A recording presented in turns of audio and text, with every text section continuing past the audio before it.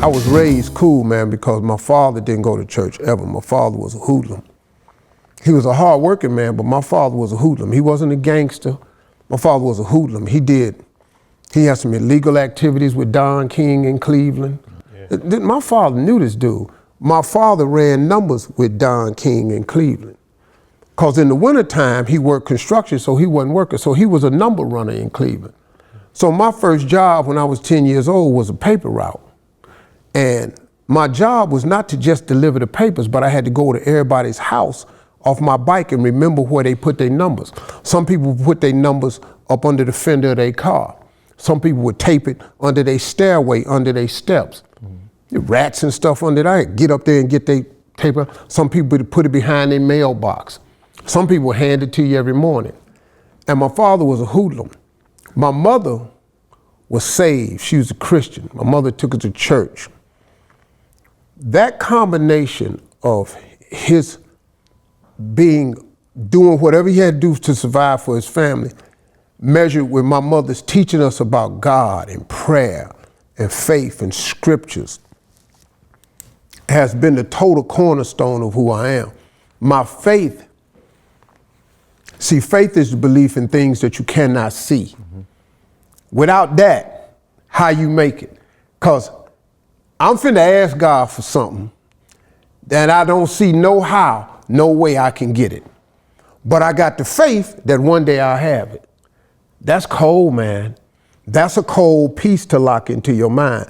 And people that don't have faith, that don't have a spiritual background, I feel sorry for them, man, because it's finna be way harder.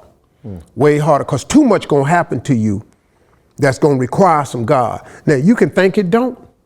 Well, I don't really believe in God. Okay, you ain't gotta believe, he's still there. You know, I hear people all the time, I don't believe in heaven. Yeah, that's cool. Well, it's still gonna be one. One dude told me, he said, well, hey man, suppose you get there and you find out it ain't no heaven. Well, then I lived the best life I could, ain't no heaven. You got a bigger problem if you think it ain't one day and it is. Because now you done what you wanted to do and now you ain't going. Faith is when I was 10 years old and I wrote on the assignment piece of paper what you want to be when you grow up, and I was 10 and I wrote I want to be on TV.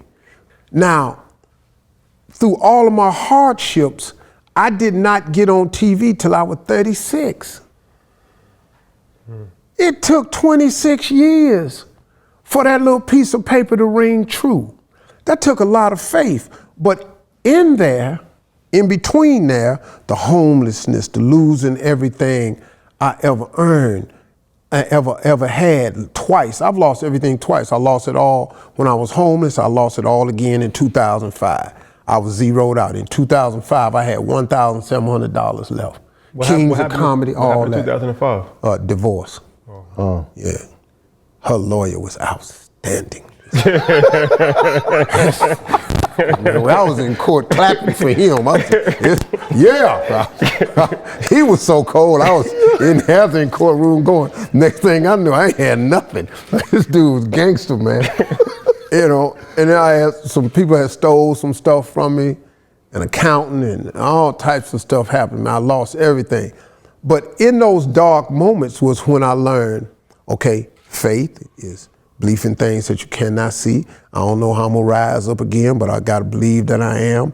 And then you gotta keep that imagination that I saw since I was 10, I was gonna be on TV. So that imagination, I had to keep relying on that because that's all I had, you understand? And then the dream was to get on TV, and I had to keep that in my head, even through the darkest moments. Because see, if you master the mental aspect of it, when the stuff is happening, that comes into play. You remember all the scriptures my mama taught me.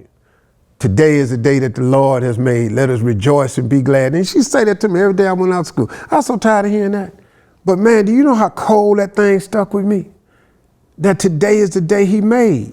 And since I had to learn something in adversity, this is what I learned. I often ask people, I said, how many of you all have ever had a bad day? And the audience raised their hand. How many of you all have had days where you felt like you wasn't gonna make it? And everybody raised their hand. How many of y'all have had days where you thought you just didn't know what you was gonna do?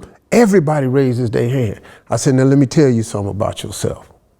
Your track record for surviving hard days, days you wasn't gonna make it, thought you wasn't gonna make it, and insurmountable days. Your track record for surviving those days is 100%.